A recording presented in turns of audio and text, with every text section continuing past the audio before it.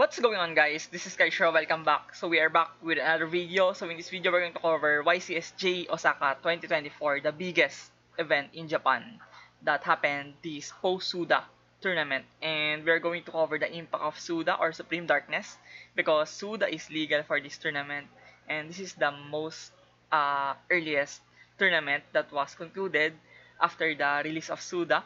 And we're going to cover a huge tournament here. We do have the YCSJ Osaka with 4,000 participants. Imagine that. How could the venue fit in those 4,000 players? And it was 8 rounds of Swiss double elims with top 4 single elim cut. And it was a massive tournament. You would only imagine how gritty, how grueling, and how ravaging the tournament is for those players. And it is a really good predicament of the Suda format, and the decks here could be a good baseline for a lot of people to reflect on the new format of Suda. And moving on towards our results, we do have here on the Road of the King, so shoutouts to them for providing the results of this tournament and the data. And moving on, we do have the first place of the tournament. So we do have Inoue Raizil as the champion of the tournament now. Looking on his list, he favored playing more hand traps like triple Nibiru, triple Foalas, triple Veiler, triple Ogre. He didn't opt to jump into the early progression of Raizil playing triple Droplet on their main deck. I don't think that it's the proper way to play Raizil right now with Droplet. I just think that Raizil suffers a little bit of going second problems. It's not the best deck to go second, but the Ogre and Veiler are much more flexible and much more better in an environment that is very wide open for a lot of decks. Imagine that 4,000 people, you could only imagine how various those decks can be in that tournament, and he pretty much called the right approach on this tournament, playing more generic hand traps and playing more high impact hand traps like Ghost Ogre and Nibiru on its main deck. So on this list, it is pretty much standard. He also deviated from the usual trend of Ryzil, playing the Hita, Lina, and Promethean and Raging Phoenix with the Link 4 of Guard Dragon, Zilliantis, World Dragon Zilliantis. So he didn't opt to play those links because he just think that the rank 4 toolbox is much more better with the Exiton, with the Dugares. Those are more frequent on consistency on your rank 4 toolbox and much more viable threats as well to your opponent. Next would be Inai Keita, Kai or Ki on second place of the tournament. Many people have thought that this player should have won the game, and he definitely won the hearts of many followers of the tournament. And he played Labyrinth. Imagine that, pure Labyrinth without Finsmith, and he really executed the Labyrinth with a phenomenal job. He played the Gamma package on the main deck, very unconventional. Played Delta Gamma with the driver, very odd, and it's very unpredictable, but he still managed to pull this off. And also played triple Trap Trick, very good card for Labyrinth. Aims you to distinguish your favorite trap depending on the circumstance and the scenario that you are going to play. And also played one Solemn Judgment now. Pretty odd, but it could help you to protect your board going first. And also very powerful as well. Next would be Soma Yuki, Tenpai Dragon. Wow. I am really flabbergasted with this result. I don't think that Tenpai Dragon could be this good on this tournament. I believe Tenpai Dragon have fallen off on the previous weeks.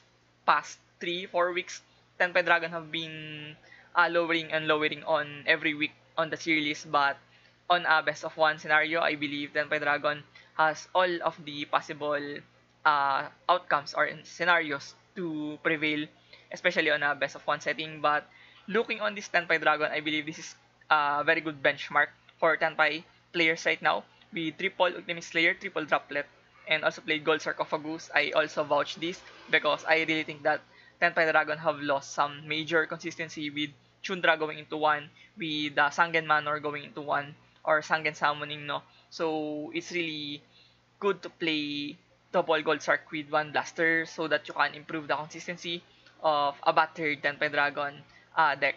And on this side deck, he played, wow, he played the Link package of Bucephalus and also the Merlogic from the Ultimate Slayer, and it is very interesting that he opted to play Bucephalus over above everything else. Like Malong, for example, no, he just believed that Bucephalus will be a much more better option to dump, and also played Little Knight as well. Very good countermeasure towards the Floodgates or things like Runic, for example, no. So yeah, really good inclusion here. Next would be Ryzil Voiceless Voice. Oh my goodness, what the freak? Fourth place, Ryzil Voices Voice.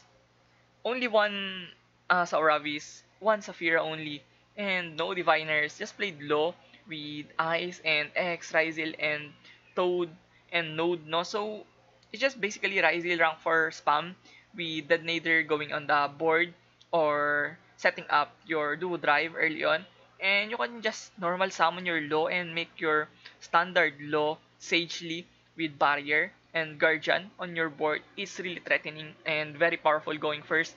The only concern that I would really consider with this deck, because the deck is pretty much tough into two decks, and you basically have a lesser powerful Ryzil going second approach, no? So you are more weaker going second, and also you are much more prone to Maxi Foalos, for example, because you are definitely going to suffer with those special summons from the law from the graveyard, and Skull Guardian already gives you two, with Sage League giving another one.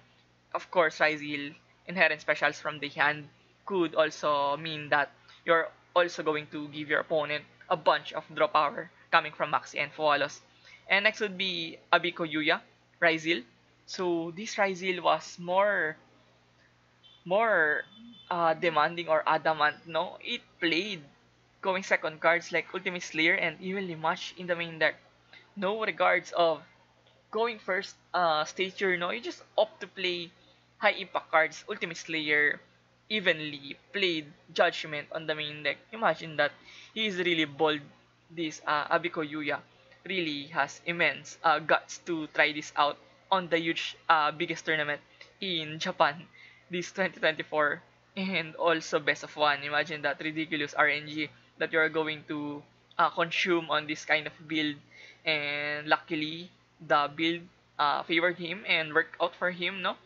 But this is really immense, insane. And also played Donner over something like Little Knight. I just also prefer Donner above everything. I just think that Donner is much more better here on Ryzil. Next would be Yamasaki Mahiro. Memento or Mementotlan. This is also ridiculous. I just think that Mementotlan suffers a lot of inconsistency issues, breaking issues, and resiliency issues. Those are major red flags of the deck, and you cannot turn a blind eye on that, especially if you're going towards the biggest tournament in probably Asia, no? With 4K participants, you're going to enter the tournament with a much more fragile deck and much more inferior deck over the things like Cryzil and Malice, for example, no? And it is a huge feat that he managed to place 5th to 8th here on this tournament with Memento. And Mementotlan is a very good deck, don't get me wrong. This is probably the second or third best deck on some weeks. Some weeks they look the second best deck, but for now it's Malice place. But yeah, it is arguably one of the top 5 decks in this format, and it's really powerful, but the inconsistency it offers can be a really shackling attribute for the deck. And next would be Ryzil. Ryzil once again, Droll in the main deck. Wow, not too shabby, but I believe Droll is phenomenal here. You're also able to shut down a lot of decks, Snake Eyes, Whitewoods, Azamina. Ryzil mirror match as well will be struggling with Droll and Lockbird. And unlike the previous players, you opt to play Droplet, because Droplet is just your band-aid solution for the weak going second of Ryzil. And you cannot blame him because it's just the most optimal card that you're going to play. Imagine you have like 20 monsters on your deck, no? And you have like 15, 14 spell and 6, 5 trap cards. So I think those are good amount of ratios and cards that you're able to discard and used as a cost for droplet to just mitigate everything on your opponent's side of the field. And next would be Ogasawa Raito, or Rai underscore 10Y, a very popular player in Japan, one of the biggest household names in Japan currently. And I am very happy that he got a major tournament and a huge win under his belt on the YCSJ Osaka. And it is pretty much similar towards the champion of the tournament with his favored Ghost Ogre and Effect Veiler with Nibiru, the Primal Being. And only one Follows, no? He didn't want to risk drawing Follows going first, and he just opted to play more direct, playing more Ogre, Veiler, Nibiru. Those are just more well-rounded cards and much more adaptive on this current meta. And next would be Tenpai Dragon, 9 to 16 plays. Another Tenpai Dragon. Imagine that. This time, it also played Bestials with one Druid Worm, one Magnamut. I believe those can be really threatening around Malice, for example, and Snake Eyes a little bit with Whitewoods, and some light and dark rogue decks like Dragon Link, for example, no? And also Voices. Voice will suffer from this, but yeah, it is pretty odd. Yeah, I'm not really fan of this inclusion. But it worked for him. Also played Heavy Storm, no? On the main deck, really respects the back row. Next we have, oh my goodness, Runic, of course. With bunch of one-offs, Floodgate, Messenger of Peace, Synchro Zone, the ban plays on Mind Drain, freaking Golden Match, Rivalry, TCBU. And yeah, it is ridiculous. It didn't even play Skill Drain, I believe. Yeah, I didn't play Skill Drain. Oh my goodness. Just played Fissure, no? Fissure definitely hurts Snake Eyes. And bunch of graveyard decks like White Woods, White Forest, Azamina, for example. And even the likes of Voices Voice would suffer from this. But yeah, I just think Runic is just very good right now. You couldn't go wrong with Runic. I just think that it is the safest deck to play. And it translated in this tournament.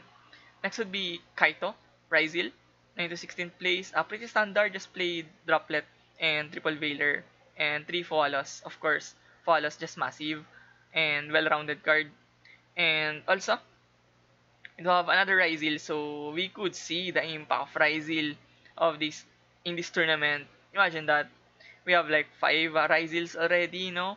And those are massive turnouts, and those numbers cannot lie to you. Ryzil is just the best out there, and it's the cream of the top. And if you want to play the best deck available, you are going to play Ryzil no matter what it takes, because it's the deck that offers the best results right now.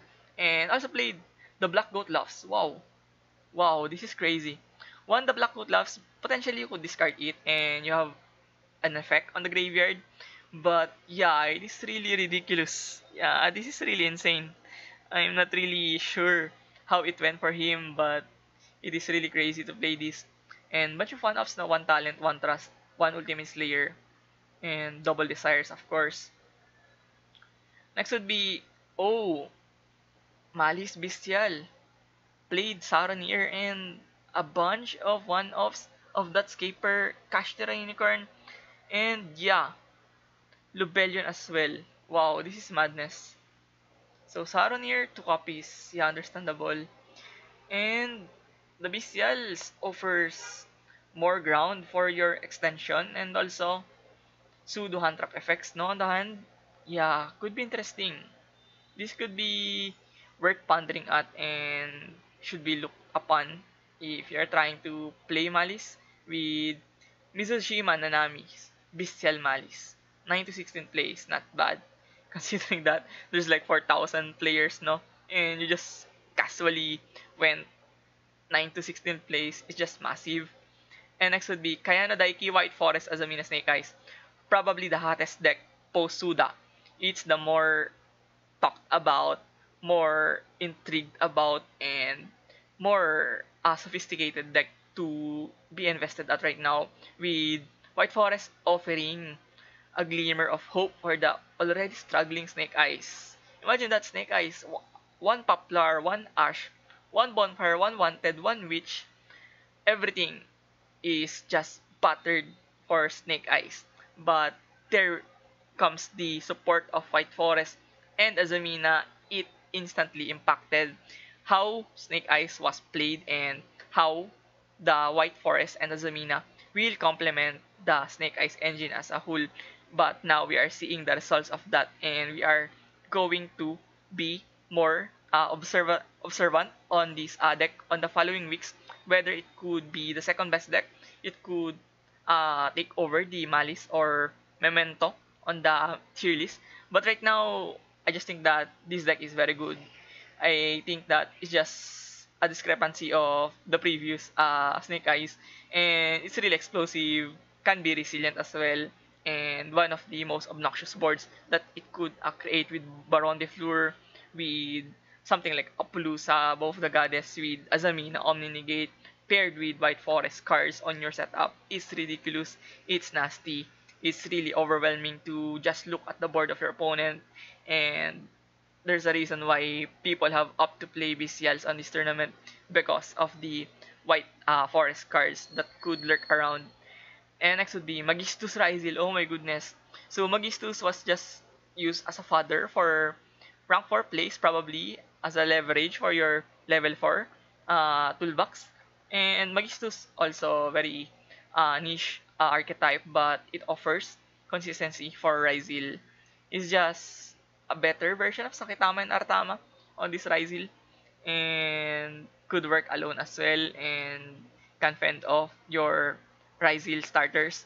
And yeah, really solid build here for Magistus Rizal, and I believe this could be worth looking at and worth experimenting at right now. And next would be Rizal, and oh my goodness, it played the nastiest uh, trend or tech on this Rizal with Artifact Lancea with one Sanctum on the deck is just ridiculous. Imagine that, best of one, you're going to pop your own site and you're able to use Lancea and site to just shut down everyone. Especially the Malice with Lancea going off the board is just really a nightmare for Malice. They cannot really go and play under Lancea, and Malice is probably the second most represented deck on this tournament, and it looked like he slaughtered a lot of Malice on that tournament. And yeah, that sums up our YCSJ Osaka 2024, the biggest event in Japan with 4,000 players. And if you found this video informative and helpful, please consider subscribing into my YouTube channel. It definitely motivates me a lot to keep providing this content for you guys. So once again, thank you for watching. See you on the next one. Peace.